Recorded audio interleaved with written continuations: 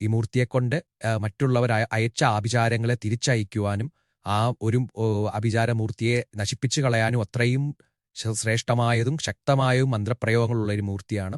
പുരാണങ്ങളിൽ തന്നെ പൃഥ്വിങ്കരയെ രാമായണത്തിൽ രാവണന്റെ മകൻ മേഘനാഥന്റെ ഉപാസനാമൂർത്തിയായിരുന്നെന്നും ആണ് നിങ്ങളെ പരിചയപ്പെടുത്തുന്നത്. പൃഥ്വിങ്കിര മാലാമന്ത്രം. ഋഷീൻ ഛന്ദസം ദേവതയും ബ്രഹ്മ ഋഷി അനുഷ്ടുപ് ഛന്ദ ദൈവീ പൃഥ്വിങ്കര ദേവത. സിംഹാരൂഢാദികൃഷ്ണ ത്രിഭുവനജയ ദ്രൗഭകാന്തി ശൂലഘട്ഖം വഹന്തി നിജകരയുകളെ ഭക്തരക്ഷൈക ദക്ഷ സേയം പ്രത്യങ്കിരാവ ഷഭയതുരിഭുവിർ നിർമ്മിതം ഭോപിചാരം. അതായത് സിംഹം ഹ്രീം നമ കൃഷ്ണവാസസേ ശതസഹസ്രഹിംസിനി സഹസ്രവദനേ മഹാബലേ അപരാജിതേ പ്രത്യങ്കിരേ പരസൈന്യ പരകർമ്മ വിദ്വംസിനി പരപന്ത്രോത്സാദിനി സർവഭൂതദമനി സർവദേവാൻ ബന്ധ സർവവിദ്യാം ചിന്തി